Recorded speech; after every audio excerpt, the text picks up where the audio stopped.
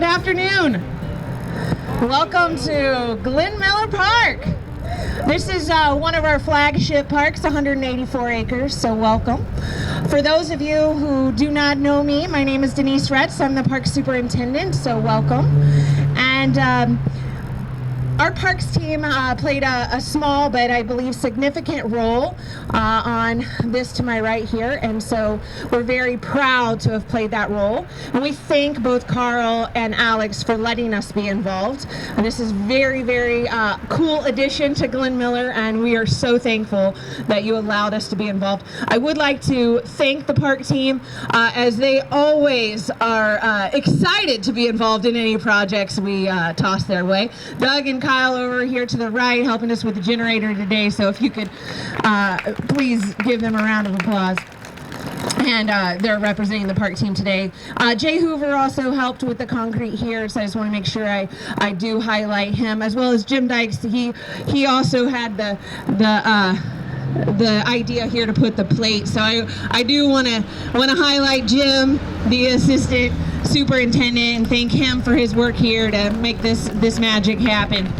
I consider myself very lucky to do what I do every day, but mostly I guess my favorite part about my job are the partnerships that we form on a daily basis and the service we provide, and the partnerships that we foster, and the things that we can provide to this community to provide that service and really make this a destination, right? To make our parks the destinations that we want them to be. And Alex and Carl really did that with this marker so that people can come here and really see what was here. So I want to thank them on behalf of the Parks Department for letting us really do this, and welcome you all here today to celebrate this. So I'm going to turn it over to Alex so he can tell you a little bit more about this marker. So thank you. Thank you, Denise. That was very kind. All right, if nobody minds, I'll take Denise Q and take my mask off here while I speak. Hello everybody, my name is Alex Painter. I am a Richmond resident, and I've lived here in Wayne County for about the last 15 years. I absolutely love this place, and this has just been an amazing experience, and I would be remiss not to start with some thank yous. So I'd like to thank Denise and the entire Parks Department. This was truly a project that it showed what happens when everybody gets a seat at the table, and then everybody can work together. So thank you to Denise and the Parks. Of course, thank you to Mayor Snow. Of course, thank you to my partner, Carl Reinhardt. Thank you to the donors. We had a lot of people step forth and donate towards this project. Actually, by my last count, we had donors from nearly, I believe it was 6 different states. So this is an important project, and I think that really does show the importance of it.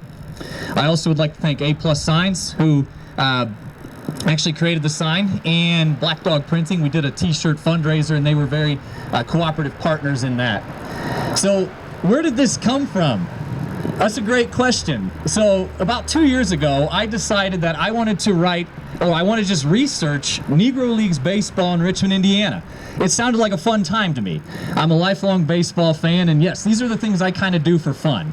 On the other side of it, I really anticipated maybe a cute Facebook post, or maybe even a letter to the editor of the Palladium item, just to tell all of the Negro Leagues action that we had here. And I was shocked to find that between 1907 and 1957, so about a 5-decade span, that we had over 125 games played here, and over 350 confirmed Negro Leagues players came to our city.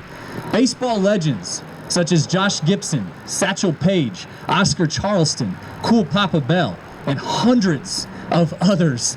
And so I remember I was sitting on our couch, and I looked at my wife Alicia, and I said, I got a lot of good stuff here. I think I'm going to write a history of the Negro Leagues through the lens of Richmond, Indiana. Which, yeah, and I don't know if she thought it was a good idea, but she just kind of nodded her head. I think that's a great idea. Well, so since my wife told me to do it, I did it. And that's kind of what became of this. This is called Black Ball in the Hoosier Heartland, Unearthing the Negro Leagues Baseball History of Richmond, Indiana.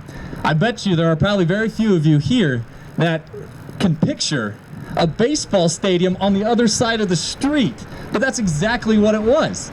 Right where those billboards are. We had a 2,500 seat stadium right across the street where a lot of these Negro Leagues legends played. And It was a park that was here until 1935, until they built McBride on the other side of the city. Okay, so what were the Negro Leagues? Some of you may be asking yourself that question. Why do we need to celebrate the Negro Leagues? The Negro Leagues were founded to give black ball players the pursuit of America's game. For 60 plus years, there were no black players at the major league level because they were not allowed to play there. So the Negro Leagues as an institution is that of civil rights, social justice, and inclusion. That is why they're important. Why did they stop here in Richmond? Well, after these black ball players started forming their own teams, their own leagues, they found that they needed to play places other than the big cities in order to balance their ledgers. So in between trips to Indianapolis, Dayton, Chicago, Cleveland, Detroit, they'd stop here and they'd play games here. Again, just in order to help their financial ledgers and to keep their teams afloat. So I guess what I'm saying is that for decades, the most dazzling baseball talent in the country would come to Richmond and they would pass through so unassumingly. And I think that that's really special. A highlight of that is the 1918 Richmond Giants, a team that had never been discovered until 2 years ago. And they are highlighted on this board. And I'm happy to say that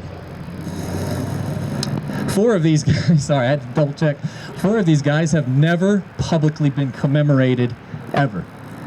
So I think this is special. And while this is a bit of a recognition of this institution, this represents our community and fully embracing it and wrapping our arms around it. And again, I think that is very special. I cannot thank all of you enough for being here. So thank you. I'm going to hand it off to Carl now. Thank you.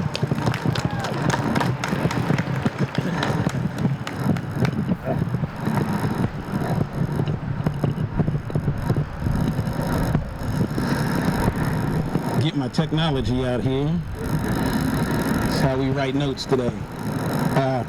First off, I want to thank God for this opportunity to be here today, for this beautiful weather, for all of you. I echo the thank yous that have already been said.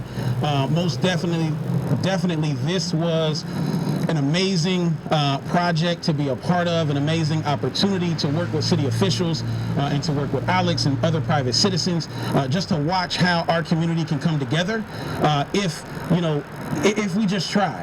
And I tell you, I kid you not, it was as simple as making phone calls. I mean, it was phone calls and emails and a bunch of yeses after that. I mean, not one no. What do you want? Where do you want it? What day you want it on? What do you want it to look like? Anything we could ask for, I mean, the city and our community was ready to give it to us, and so I'm so grateful for that. I also want to add, I want to thank the great players of the Negro Leagues and the Richmond Giants that played the game of baseball because of and in spite of the opportunity that the Negro Leagues afforded. I'll be honest, we really should not be here commemorating a league of athletes and a team that was only created because of popular opinion at the time was that these individuals weren't worthy of playing professional baseball with white athletes just because of the color of their skin. There's an African proverb that says, until the lions have their own historians, the story of the hunt will always glorify the hunter. So today, we and all of you are those historians. And the story we will tell is one of perseverance, strength, of a people that overcame the odds to do something great, and a community that came together out of love to uncover and to share the story of the Negro Leagues and the Richmond Giants in a more complete and honest way. Thank you very much.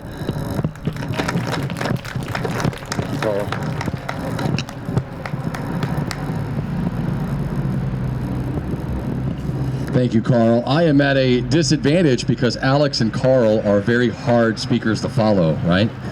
Thank you all so much for being here. When you walk through this beautiful city of Richmond, you are constantly flanked by history, living history, and today we had another exciting chapter to that amazing story.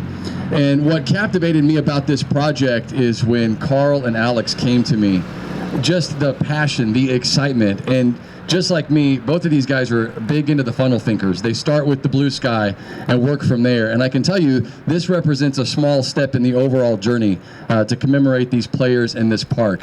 But we decided, okay, if we can't take the whole elephant, we'll take a bite. We'll start somewhere. And this is where we decided to start. And I'm really excited about our journey ahead together as community partners. These guys are tremendous leaders in our community, and I'm excited for what they're going to do next. I have a special proclamation here that I have prepared to commemorate this historical marker. Whereas beginning in 1907, and for more than 5 decades, Richmond routinely hosted Negro League baseball teams who wanted an equal opportunity to play the national pastime. And whereas in 1918, Richmond formed their own professional team, the Richmond Giants, with elite players who are known to this day for their outstanding accomplishments. And whereas Exhibition Park was home to these games for many years until a new stadium, currently known as McBride Stadium, was built. And whereas in December of 2020, the Negro Leagues were officially recognized by Major League Baseball, which means thousands of players during this time period will have their stats and records added to MLB history. And whereas we are here to celebrate the placing of a historical marker to remember the players and the stadium where these distinguished sportsmen paved the way for future black athletes. And whereas today we add these giants and their captivating story to the story of music legends, educators, church leaders, and other important black figures of Richmond who have forged the community that we live in today. And whereas I challenge all of us to continue to work toward becoming an inclusive community that not only honors those who have laid this foundation, but ensures present and future black leaders are respected and recognized for their roles and for what they will do to enrich us all. And now, therefore, I, David M. Snow, Mayor of the City of Richmond, do encourage all citizens to learn more about our city's rich and vibrant history, because we must not consider our work complete, and instead, we must continue our efforts to uncover the hidden minority figures of our past, give them a spotlight, the recognition they deserve, and provide them their proper place in our history. It's been an honor to be your partner in this project, and it's an honor to present this proclamation to you now, gentlemen.